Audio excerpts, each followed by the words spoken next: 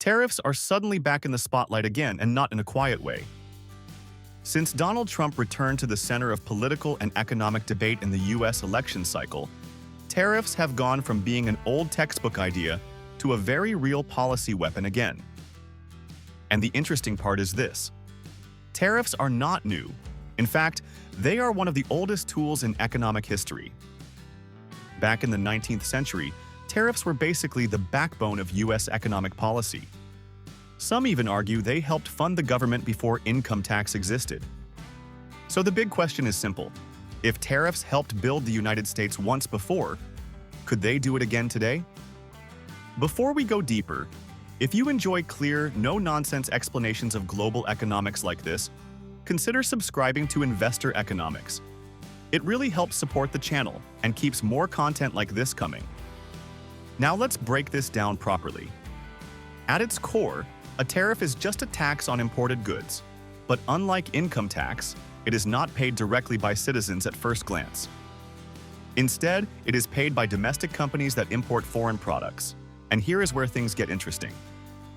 Those companies usually don't absorb the cost themselves. They pass it on, which means consumers often end up paying higher prices. So in practice, tariffs can quietly behave like a hidden tax on consumers.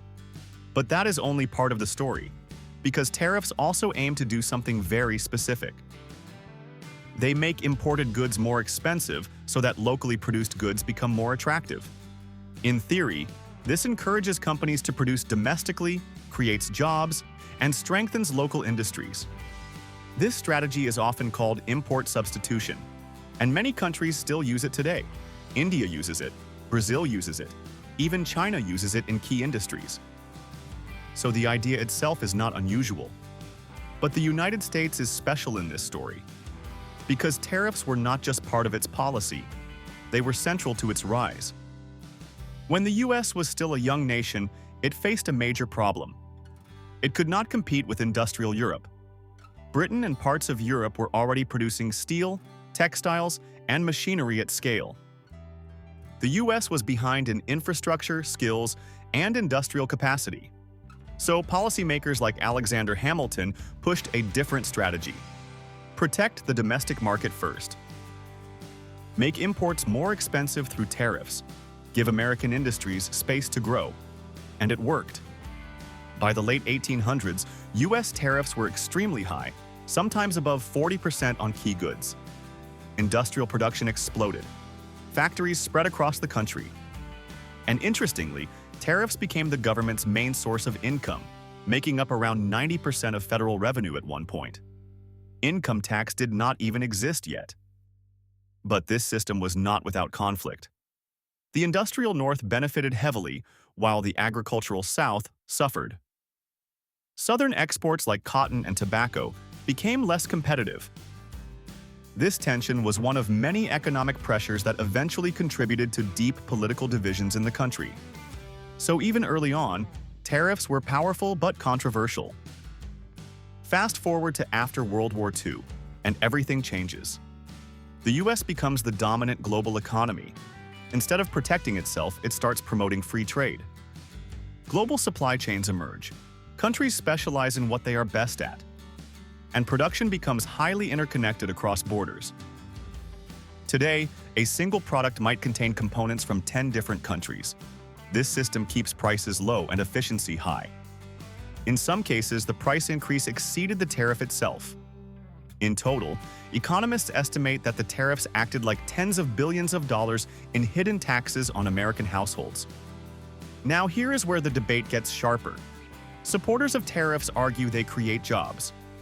And yes, some jobs were created in protected industries like steel and manufacturing. But when economists compared costs and benefits, the numbers were striking. In one case, each job created effectively cost consumers hundreds of thousands of dollars per year. That is not an efficient way to create employment. And it gets more complicated, because tariffs don't just affect finished goods, they also raise the cost of raw materials. For example, steel tariffs made construction, automotive production, and machinery more expensive. So while steel producers benefited, many other industries suffered. This is why economists often say tariffs shift jobs rather than create them. You gain in one area, but lose in another. And then there is retaliation. But there was a trade-off. Less competition also meant higher prices and fewer incentives to innovate. And even today, the US truck market remains highly concentrated. So again, the pattern is clear. Tariffs can protect industries, but they can also reduce competition, and that affects consumers. There is also another issue people often overlook. Companies are very creative at avoiding tariffs. Some shift production to other countries like Vietnam or Mexico. Others ship products through third countries to avoid classification. Some even assemble products in parts to reduce tariff exposure. So the global supply chain simply adapts. It does not fully reverse. Which brings us back to the big modern question. Could tariffs realistically rebuild American industry like they once did? The answer is complicated. In the 19th century, tariffs worked because the world was very different. Transport was slow, technology was simple, and global competition was limited. Today, everything is the opposite. Supply chains are global, fast, and highly specialized. Trying to fully reverse that system would be extremely costly and slow. But that does not mean tariffs are useless. In strategic sectors like semiconductors, energy, defense, and rare earth materials, governments may still use tariffs or trade barriers for security reasons. Because sometimes the goal is not efficiency. It is resilience. And in a more unstable geopolitical world, that matters more than ever. So where does this leave us? Tariffs are not good or bad in themselves. They are a tool, a very powerful one. But like any tool, their impact depends on how, where, and why they are used. Used carefully, they can support key industries. Used broadly, they can raise costs and create inefficiencies. Before we end, if you found this breakdown useful, consider subscribing to Investor Economics for more deep dives like this. And if you want to explore tools, resources, or related materials mentioned in today's content, check the description below for links. Thanks for watching, and I'll see you in the next one.